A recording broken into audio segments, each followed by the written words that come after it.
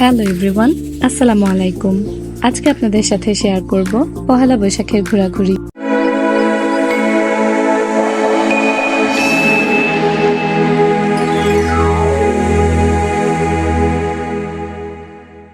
বৈশাখকে কেন্দ্র করে আমরা তিন যাই সেম শাড়ি নিয়েছিলাম। তো ঘুরতে যাওয়ার জন্য আমরা উবারের জন্য অপেক্ষা করছিলাম। তো উবার আসতে অনেক বেশি লেট হচ্ছিল, অলমোস্ট দুপুর 2:45 বেজে গিয়েছিল। তো ভাবির বাসায় যা ছিল আমরা তা নিয়ে সবাই অল্প স্বল্প খেয়ে দিয়ে তারপর আস্তে ধীরে রওনা হয়ে যাব। তো ভাবি আমাকে খাইয়ে দিচ্ছেন, উনি নিজেও খাচ্ছেন। আমাদের আসলে প্ল্যান ছিল আমরা তিন যাই সেম শাড়ি পরে সবাই মিলে একসঙ্গে ঘুরতে বের হব, তবে আনফর্চুনেটলি বড় ভাবি যেতে পারেননি। তো আমরা আর মেজো ভাবির ফ্যামিলি যাচ্ছি, যেহেতু কয়েক বছর পর এটাই রোজা ছাড়া প্রথম পহেলা বৈশাখ, সেজন্যই আসলে এভাবে প্ল্যান করা। তো যেতে যেতে সবাই খুব মজা করছিল, মেলায় যাইরে গানটা বাজছিল। তো আমরা চলে এসেছি সুবর্ণগ্রামে, ঢাকার খুব কাছেই। মাত্র 1 ঘন্টার মতো লেগেছে আমাদের এখানে এসে পৌঁছতে। তবে এখানে আমরা খুব এনজয় করেছি সারাটা দিন, সেটাই আজকে আপনাদের সাথে শেয়ার করব। তো আমাদেরকে নামিয়ে গাড়িটা পার্কিংয়ে চলে যাবে, আমরা যতক্ষণ থাকবো গাড়িও থাকবে ততক্ষণ। তারপর আমরা টিকিট কেটে ভেতরে ঢুকে পড়লাম। তো এখানের সিস্টেমটা হচ্ছে এই সিঁড়ি দিয়ে যেয়ে তারপর আরেকটা সিঁড়ি দিয়ে নেমে যেতে হয়, তাহলেই মেইন পয়েন্টটা। পহেলা বৈশাখ থাকায় হয়তোবা সেদিন অনেক বেশি ভিড় ছিল। তো ভেতরে যেয়েই আমার ছেলে এই লম্বা লম্বা জিরাফগুলো দেখতে পেল। তো সে খুব ভয় পাচ্ছিল, তো তার বাবা তাকে কাছে নিয়ে ধরে দেখাচ্ছিল। তার আরেক পাশে আবার ছোট বড় হাতি, বাঘ এগুলো ছিল। আবার পাশেই গান বাজছিল, তো বাচ্চারা খুব নাচানাচি করছিল। তারপর আমরা এরকম একটা শাটল ট্রেনে উঠে পুরোটা ঘুরে দেখব। তো এই জন্য আসলে আমাদেরকে অনেকক্ষণ অপেক্ষা করতে হয়েছিল। তো দেখছিলাম এই রাইডগুলোতে আসলে মানুষ কিভাবে সাহস করে ওঠে, দেখলেই ভয় লাগে। তো আমরা এক একটা পাশ ঘুরে ঘুরে দেখছিলাম। আর এটা হচ্ছে একটা ক্যানেল, সম্ভবত যেটা শুনতে পেয়েছি যে এটা কোনো একটা নদীর সাথে জয়েন করা। তো সেজন্য প্রচণ্ড ঢেউ ছিল আর মনে হচ্ছিল অনেক গভীর। আর চারপাশটা একদম সবুজে ঘেরা। তারপর ওয়ালের মধ্যে বিভিন্ন এরকম কার্টুন আঁকা। এর কাজ হয়তোবা এখনও কিছুটা বাকি আছে। তো কিছু কিছু জায়গায় দেখলাম কাজ চলছে। আর এটা হচ্ছে তাদের যে মেইন হোটেলটা হয়তোবা, তো সেখানেও এই আর্টগুলো বেশ ভালো লাগছিল। এর ভিতরে আবার সাফারি পার্ক মতোও রয়েছে। তো এগুলো হয়তোবা তারই এরিয়া। সবটা আসলে একদিনে ঘুরে দেখা সম্ভব না, তবে আমরা যতটুকু পেরেছি ঘুরে ঘুরে দেখেছি। তো তারপর চলে গেলাম ওয়াটার রাইডের কাছে। তো ওই যে ওই পারে ওখানে দেখলাম যে অনেকগুলো ঘোড়া ঘাস খাচ্ছে। তো ওইটা হয়তোবা সাফারি পার্ক হতে পারে। তো এখানে আবার রেস্টুরেন্টও রয়েছে। তারপর ওই যে এরকম গাড়ি করে মানুষ ক্যানেলের চারপাশটা ঘুরছে।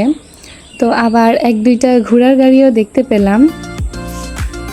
আসলে পরিবেশটা বেশ ভালোই লাগছিল। তো আমরা বড়রা চলে গেলাম স্পিড বোটে উঠবো বলে। তো আমার দেবরের কাছে সব বাচ্চাগুলো রেখে তারপর আমরা রাইডে উঠে পড়েছি। আমাদের রাইড শেষ হলে তারপর আমার দেবর উঠবে।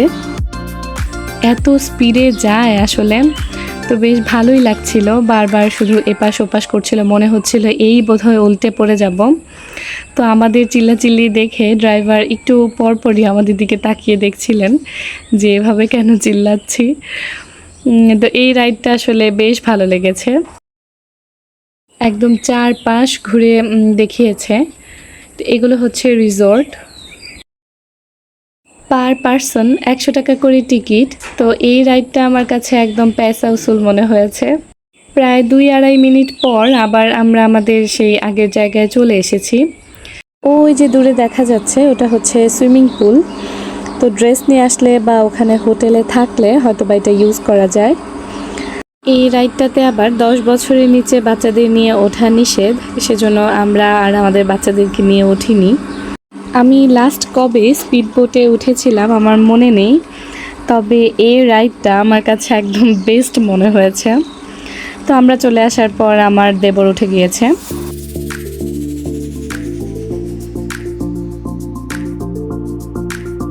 তো এই রাইডগুলো শেষ করে এবার আমরা খাওয়া দাওয়া করব। তখন বিকেল 4টা অথবা 5টা বেজে গিয়েছিল।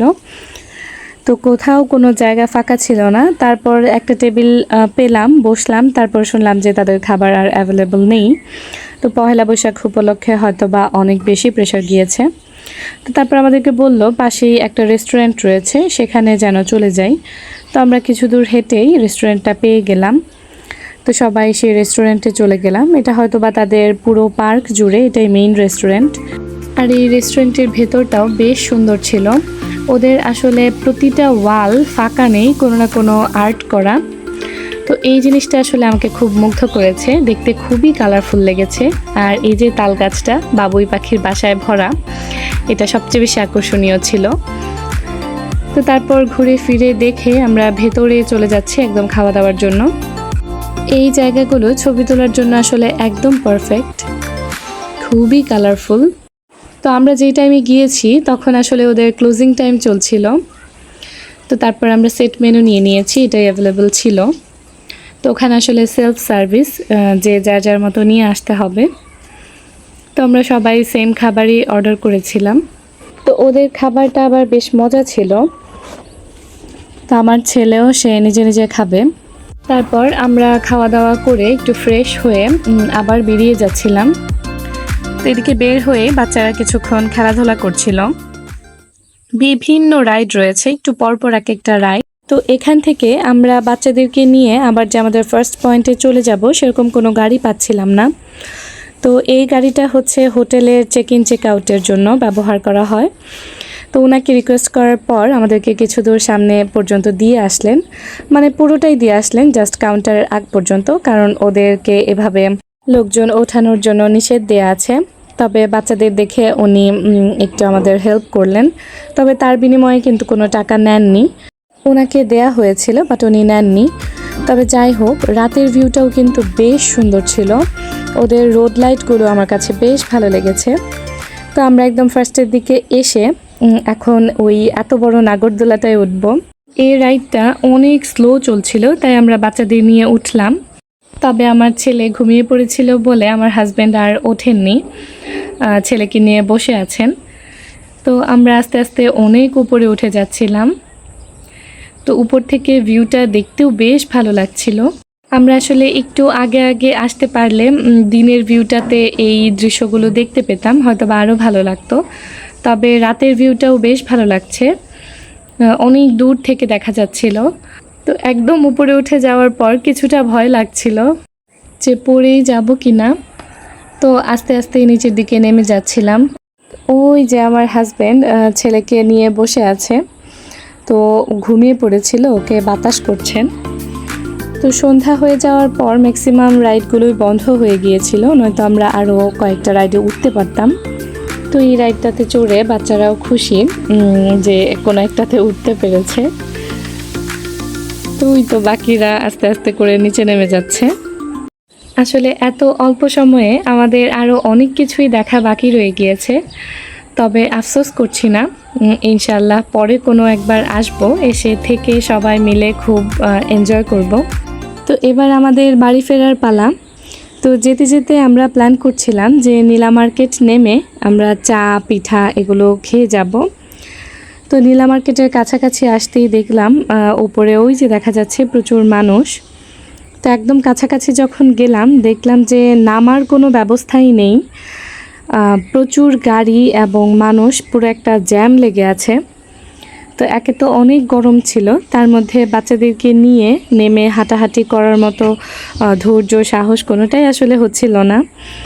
তো আমরা একদিক দিয়ে যেয়ে আরেক দিক দিয়ে বের হয়ে গিয়েছিলাম। পহেলা বৈশাখ বলে আসলে এত বেশি ভিড় ছিল, হয়তোবা আরও ভিড় হওয়ার কথা ছিল, কারণ ঈদের পরপর যেহেতু পয়লা বৈশাখ, যারা হয়তোবা বাড়িতে গিয়েছিলেন ওই পহেলা বৈশাখের ছুটি কাটিয়েই তারপর ব্যাক করেছেন।